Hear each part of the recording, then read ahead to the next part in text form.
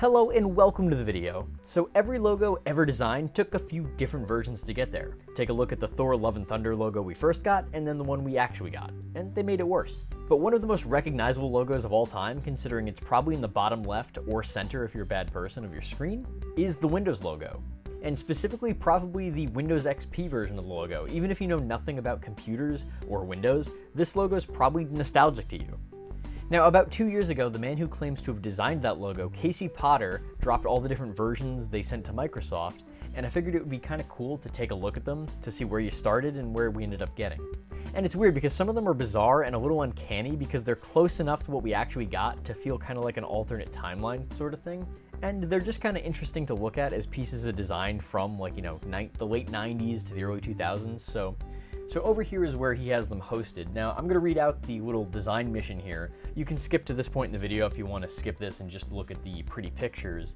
When Microsoft wanted an outside perspective for the design of its next generation operating system, Windows XP, this is 2001, keep in mind, the company turned to Frog Design, which is, I'm assuming, his company or whatever it was called in 2001. Frog was issued a sweeping mandate to generate key elements of the interface, including media player, taskbars. Basically, the whole look and feel of Windows XP, you know, that blue Luna theme, seems like it was designed by these guys. Now, keep in mind, I'm going to put on screen right now what the current Windows logo at the time was. You know, its classic four-color arrangement of red, green, yellow, and blue tiles on a pixelated pennant was seen to both represent Windows opening onto the world and flags of exploration and discovery. It's a lot of graphic jargon, but there is a lot of thought that goes into even the most basic logos, even the Apple logo. There's so much philosophy and design that goes into these simple things.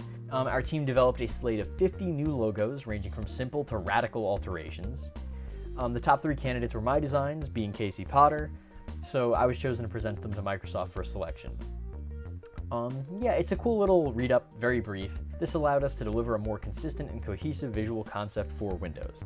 So, in the end, you know, this is where we ended up. This is the Windows XP logo as we came to know it. And where we started was the Windows 98 flag. This logo was used from Windows 3.1 up until Windows ME, I think.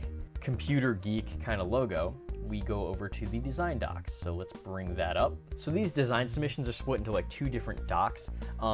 Page 1, it looks a lot older, a lot earlier in development, and page 2 resembles the final product a lot more. So this is page 1. We're going to start over here. Yeah, this one kind of sucks. You know, it drops all the Windows colors. It's just 2 windows kind of with an italic mark to it. Keep in mind, all these logos say Windows 2002. I'm assuming that was just the working name they were going with. Really has nothing to do with the final product.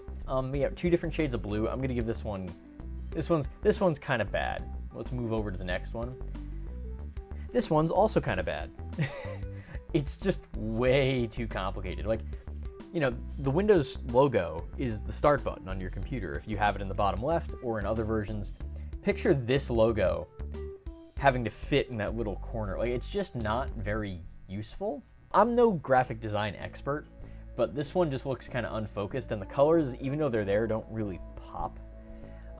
Moving over, we've got a blanket.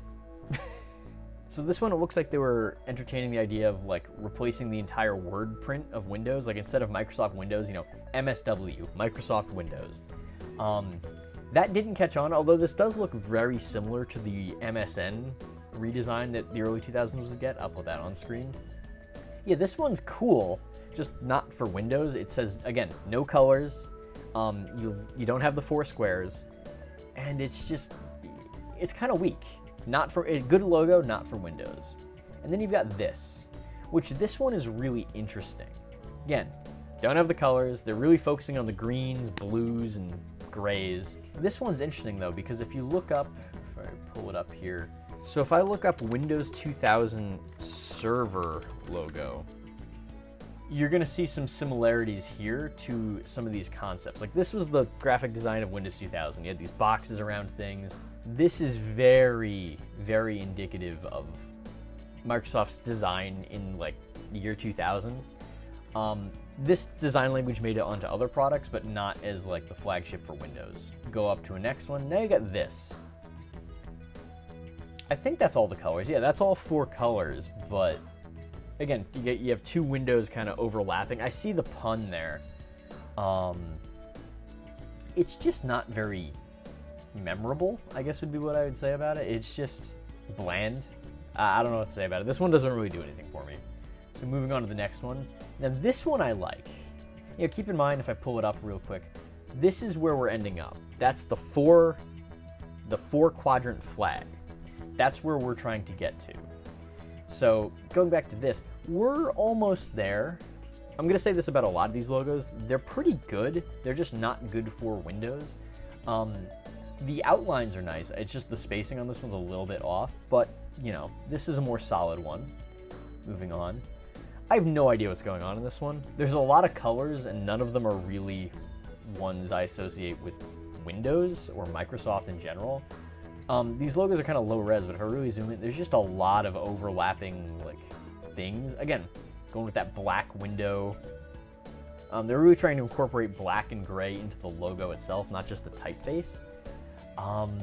Yeah, not feeling it. This one feels dirty. It feels messy. It feels like a cluttered desk. Gives me kind of the same stress. So going into another one, I don't really know what I'm looking at. This one kind of looks broken because you got like a pixel over here, pixel over here. Again, you got no colors. This is by far the weakest one. This kind of just looks like any, you know, early 2000s internet generic logo. Yeah, this one's bad. All right, this one is also kind of neat. It sucks, but it's kind of neat. So you just have a blue box, blue window with the sky behind it. Now, if I go back to the Windows 2000 had a lot of this going on. You know, the clouds, these kind of like watercolor pastel fade in and out of the different boxes. And, you know, this version of the logo really reminds me of, you know, it's a window that's also a portal to the clouds, to the bigger world, let's say. Yeah, I'm drinking the Kool-Aid pretty hard on this one. This one I like. This should be for something. This should have been like MS Paint's logo. This one, cool. Again, good, but not for Windows. You have all the colors, but not the red. I think this would be a lot better if you had, like, red and blue are very dominant colors. Green and yellow kind of more submissive, you know, easygoing colors. If you're gonna drop one, probably drop the yellow because it's the least bold. Yellow is not the best leader here. This one's kind of eh. This one I really hate, and I can't really explain why. It's just kind of odd. You got too many different things. So you've got a regular, you know, flat perspective red box. You've got a filled in flat perspective blue box. You've got a filled in flat perspective green and black box. And then you've got a tilted perspective yellow box. All the colors are here, but it just doesn't feel right. Like you look back, it's kind of disjointed in a really clunky way. And also that green is just ugly. Yeah, no, this is honestly my least favorite one because, like, it reminds me of, like, the Windows 8 era, like, Metro BS, and just no. Okay, we're back to the blanket. But this one I really like for some reason. I don't know, like, it seems cozy. It's being a little cutesy, if that makes any sense. But it's just a blanket. It's a single square, but it's kind of waving like the Windows flag. I feel like you could make this a gradient and it would work better. They're doing a lot where they're trying to just pitch blue. And I respect that, which eventually we did get. You get to Windows 8, Windows 10, Windows 11, the logo's just blue now. They were kind of ahead of the game that way. But we weren't there yet. And this one, again, it's kind of awkward looking, but I do like it. It's memorable. The other bland ones are bad. This one's at least memorable. And that is the end of what I'm calling the Phase 1 logos. They're obviously going for a few different things here. And you can see, especially with this guy, this is probably where what we end up with got born. So moving over to Design Doc 2, this is looking a lot more similar to where we got. So we're gonna start with 1. So this really just looks like the regular Windows logo, or what we came to know as the Windows logo, with a few more flag sections in there. Again, not bad. It's just clunky. It's spacing, like it's silhouette, because the Windows logo before, you know, the old one, and the newer ones, including the one Windows XP went on to have, you can take all the color out of it and it's just a nice silhouette. You can apply it to anything. That's what makes it a really compelling piece of design. You can change the colors, you can change the background, and it's very obviously the same logo. This has a really confusing silhouette and it relies on transparency, and that isn't going to work in a lot of cases, especially small down in the start button. So moving on to the next one, this is pretty much the final logo, just like in puberty. Like, it just looks a little awkward. You got these heavy shadows. You got this slightly off-kilter perspective. It's nice. It just looks wrong because of what we know comes later.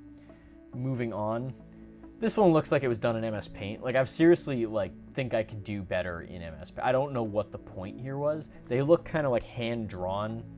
And I guess they're trying to be, more friendly, more approachable, but if you're spending that kind of money on a computer, you don't want to see something that looks like your kid drew it with a crayon. So this one's kind of bad too. This one looks like an evolution of that one that was an outline in the previous doc. This one I like. This one has that silhouette. You can take the colors out of it, you can shrink it down. It's not the silhouette we came to be familiar with, but this one does kind of work by itself. It's 4 different flags.